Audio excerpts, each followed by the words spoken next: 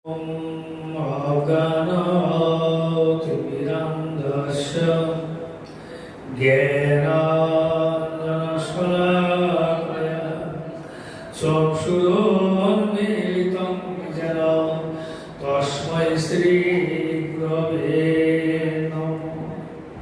বাঞ্ছাকল্পতরুভ্যশ্চ কৃপা সিন্ধুভ্যেব চ পতিতানাং পাবনেভ্যো বৈষ্ণবেভ্যো নমো নমঃ।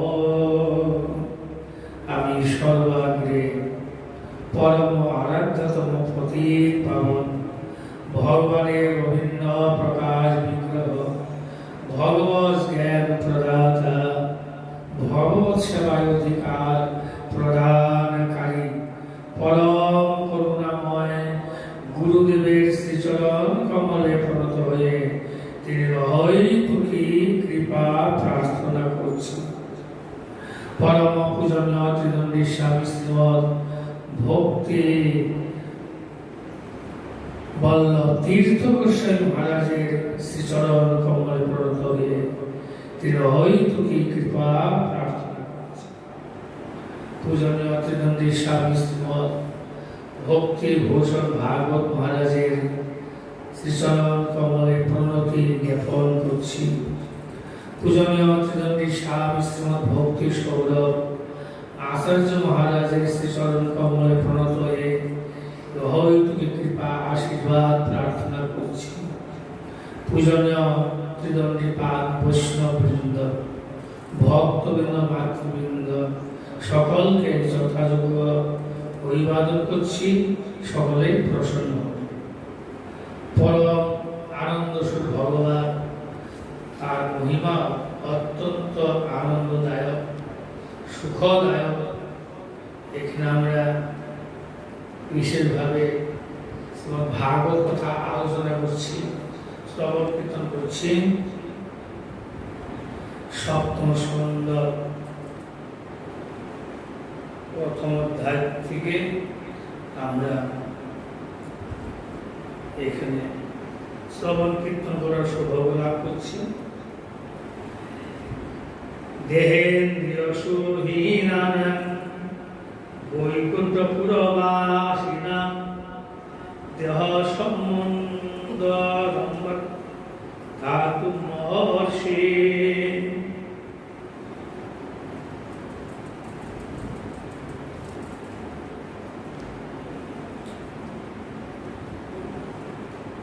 শুদ্ধ ভক্তগণ, শুদ্ধ ভক্ত বলতে যাদের চিত্তের মধ্যে অন্য কোনো অভিলাষ নেই, অন্নাভিলাষিতা শূন্য জ্ঞান কর্মাদিতম আনুকূল্যেন কৃষ্ণ অনুশীলন ভক্তির উত্তম। অনুকূল প্রতিকূল, ভক্তির অনুকূল ভক্তির প্রতিকূল, ভক্তির সহায়ক আর ভক্তি বাধা, ভক্তিপথের কণ্টক প্রতিকূল আর ভক্তিপথের অনুকূল সহায়ক। এর বলছেন শুদ্ধ ভক্ত, শুদ্ধ পবিত্র বস্তু একমাত্র ভগবান। তার পাদ পদ্মে যাহারা সমর্পিত আত্মা তারা শুদ্ধ শুদ্ধ ভক্ত। তাদের জীবন অত্যন্ত পবিত্র জীবন, তাদের ওষুধ লাগে না। মহাপুরুষদের কোনো ওষুধ লাগে না, কাল ওষুধ জাতক ওষুধ। সেই এই যে পিতৃমাতৃ চলে যায় স্বজন বান্ধব, ওষুধ পবিত্র জীবন তাদের। কেন তাদের তো অন্য কোনো কামনা বাসনা নাই, এই জন্য শুদ্ধ ভক্ত। মানে চিত্র ভেজাল বলতে কিছুই নেই, নির্ভুল ভাবে তারা ভক্তির অনুশীলন করছেন, শাস্ত্র বিধান অনুসারে ভক্তি অনুশীলন কীর্তন করছেন। কীর্তন কার জন্য করতে হবে? কীর্তন সেটি কীর্তন হবে যে কীর্তনে গুরুদেব গুরু বৈষ্ণব ভগবান সন্তুষ্ট, সেইটি হচ্ছে কীর্তন। আমি তো অনেক রকম কীর্তন করলাম, গুরুদেব সন্তুষ্ট হলেন না, বৈষ্ণব সন্তুষ্ট হলেন না, শুদ্ধ ভক্তরা সন্তুষ্ট হলেন না। সেরকম ওই ভক্ত তারা সেই রকম কীর্তন করে যাতে ভগবানের সুখ হয়, গুরু বৈষ্ণবের সুখ হয়। ভক্তের সুখ হলে ভগবানের সুখ। হ্যাঁ, ভক্ত কীর্তন করেন, ভগবান আনন্দ সেই ভক্তকে স্তবন করে। আমরা পূর্বে স্তবন করেছি যে সেই পদ্মাবতী আগে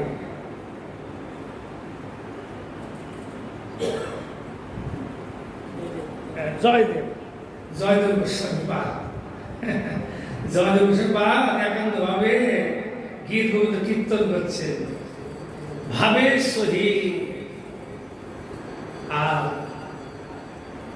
সেই পুরুষোত্তম জগন্নাথ দেব যাতে ভক্ত না বুঝতে পারে লুকায়িত ভাবে বেগুন ক্ষেত্রে বসে কীর্তন শুনছেন, ভক্ত আনন্দ পাচ্ছেন, ভক্ত কীর্তন শুনে।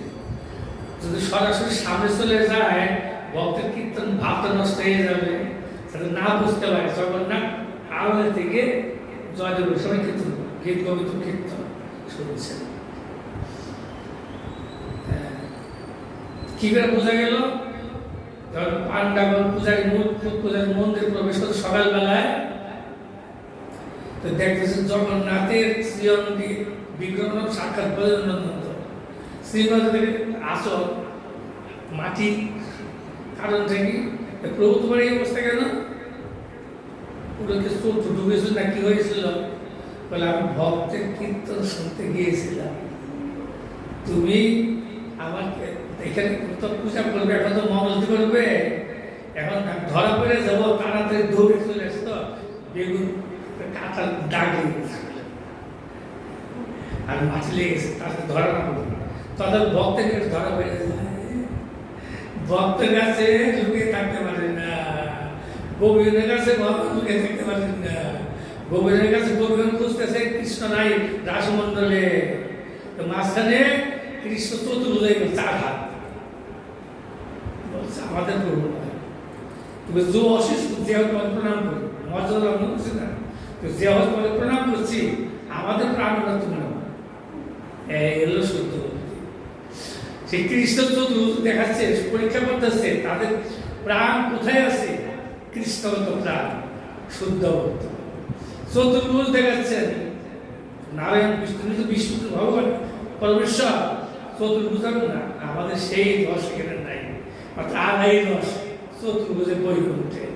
আমাদের শ্যাম সুন্দরের 12টা রস, 12 ভাব। তোমাকে প্রণাম করি, যে অশিস যে আসো তোমার প্রণাম। এই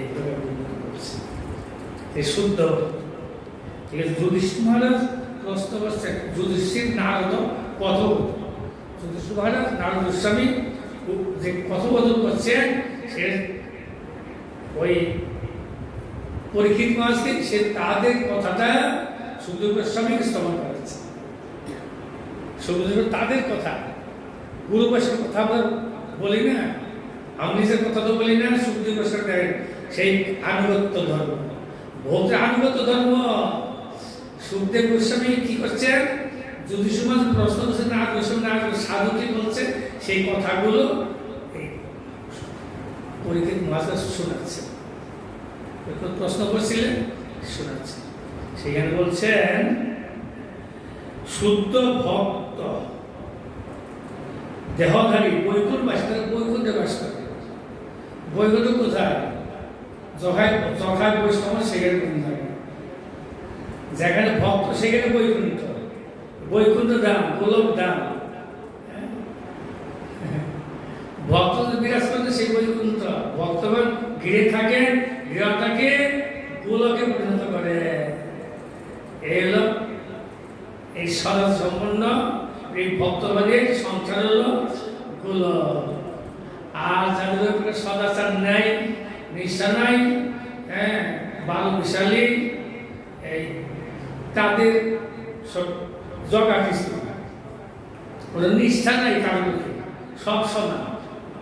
এই নিষ্ঠা হয়তো বলে কৃষ্ণদেব, শুদ্ধ ভক্তের তারা বৈকুণ্ঠবাসী শুদ্ধ ভক্ত পার্শ্বগণের প্রাকৃত দেহ প্রাণের সহিত কোনো সম্বন্ধ নেই। ভগবানের পার্শ্ব যাত্রা বর্ণিত জন যারা তাদের এই প্রাকৃত দেহ আছে, প্রাকৃত শরীর তো প্রাকৃত তো অপ্রাকৃত চিন্ময় শরীর। এই প্রাকৃত দেহ আর প্রাকৃত সংসারের সম্বন্ধ নাই। সংসার আছে, স্ত্রী পুত্র পরিবার সব কিছু আছে, বন্ধু স্বজন আছে, কৃষ্ণের সংসার, অপ্রাকৃত সংসার, সুখের সংসার। সমস্ত ভগবানকে কেন্দ্র, কৃষ্ণ কেন্দ্রিক, ঈশ্বর কেন্দ্রিক কেন্দ্র হলো ভগবান গোবিন্দ। কম পাশে কাটা আছে না, জামাতি জামিতি মাসের তো সব জানবে, মাঝখানে একটা রেখে যাতে ঘুরাই, মানে ঠিক মাঝখানে যে কেন্দ্রটা, হ্যাঁ, একটা কেন্দ্র যদি যত ছোটো করেন বড় করেন মাঝখানে কেন্দ্র তাহলে ভক্ত মানে কেন্দ্র ঠিক আছে, মাঝখানে একটা বিন্দু। হ্যাঁ, আস্তে আস্তে কখনো ছোট হয়, কখনো বড় হয়, কখনো বৃহত্তর, কিন্তু মাঝখানে ঠিক আছে। এই ভক্তগণ ওই কৃষ্ণ কেন্দ্রিক হয়ে সব কিছু করেন, সংসার করেন, সংসার পরিত্যাগ করেন, যত কিছু করেন, তারা শুদ্ধ ভক্ত। তারা বিভিন্ন প্রকার নিত্যানন্দ এই পাগলামি করে, এই কখন কি করে, শুদ্ধ ভক্ত কৃষ্ণ রামায়ণ যত কিছু করেছে। নিত্যানন্দ দুই কার্য, অশুদ্ধ লন, পাষণ্ড লন আর নাম প্রচার। নিত্যানন্দ গুরুদেব আর কি পাষণ্ড দোলন, নাম প্রেম প্রচারণ। যাই হোক, এখানে বলছেন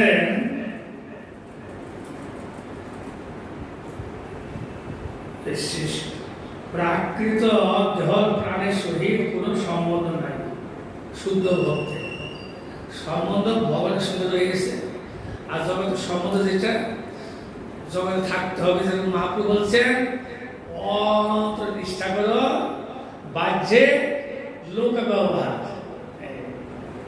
মহাপ্রভু বলছেন রঘুনাথকে, এখন তুমি জমিদারের পুত্র, হ্যাঁ, তুমি এখন আসবে আমার সঙ্গে, অসুবিধা ভজন বাধা করবে, এখন গৃহে থাকো, পিতা মাতার সেবা করো।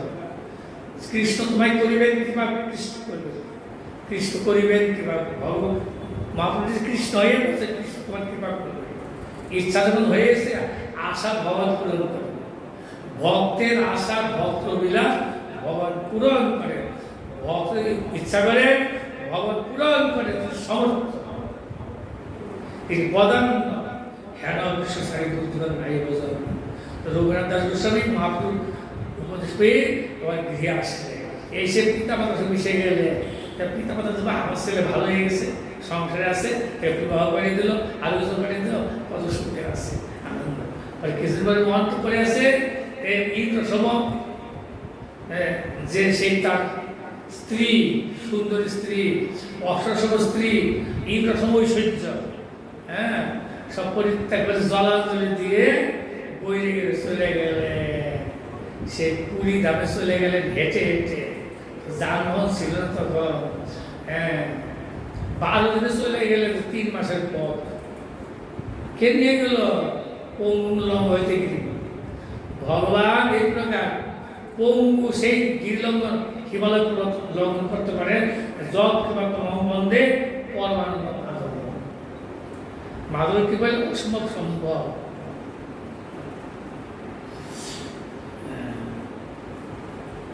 সেখানে বলছেন তাহলে কিরূপে প্রাকৃত জনগণের ন্যায় প্রাকৃত দেহবন্ধন আবদ্ধ হইলেন, তাহা আপনার বলা কর্তব্য। যেমন হওয়ার কথা নয়, শুদ্ধ ভক্তে বৈকুণ্ঠ যে বাস করছেন, বৈকুণ্ঠের দ্বারপাল, তাদের এরকম হওয়ার তো কথা নয়। হ্যাঁ, বিস্মিত হলেন। তো নারদ বিষয় বলছেন, নারদ উবাচ একদা ব্রহ্মপুত্রা বিষ্ণুলোকং যতিশ্রয়া স্বনন্দয়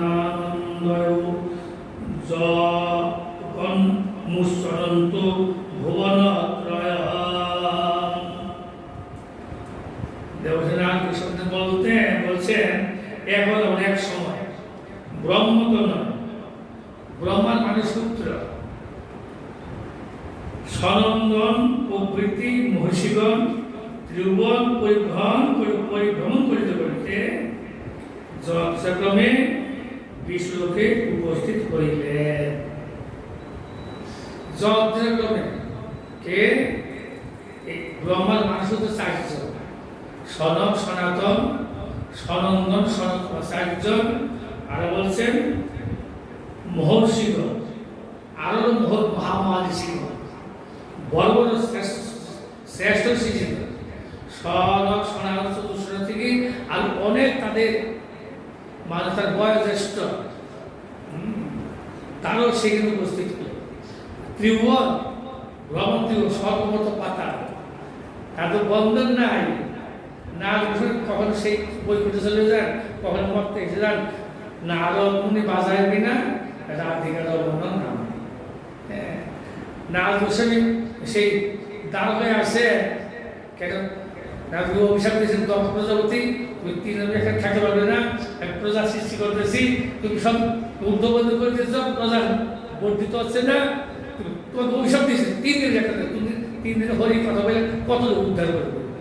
হ্যাঁ, 3 দিন না করছি তো ভালোই, আমার আরো সুবিধা হলো, আমি সমস্ত পৃথিবী অর্জন করে আমার মহিমাগুলো, আমার প্রভুর মহিমাগুলো আমার কীর্তন করবো।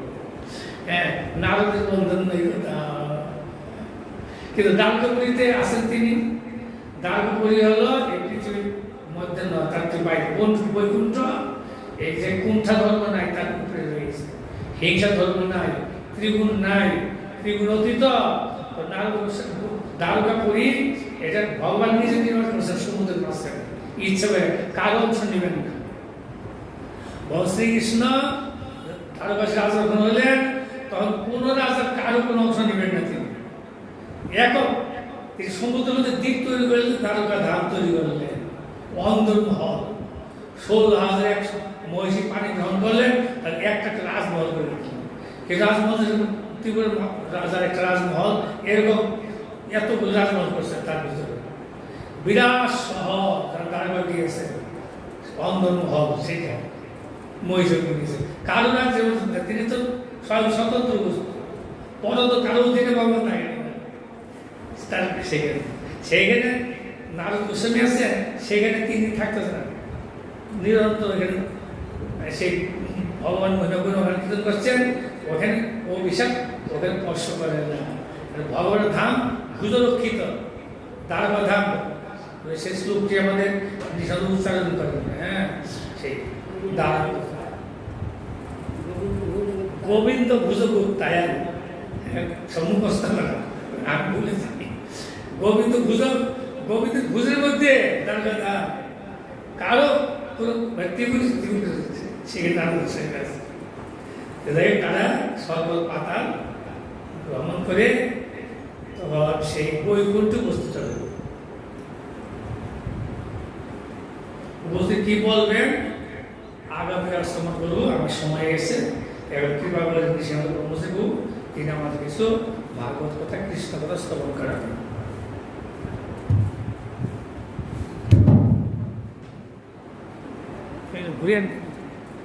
ঘুরিয়ে দেন গো, এটা করে যাবেন।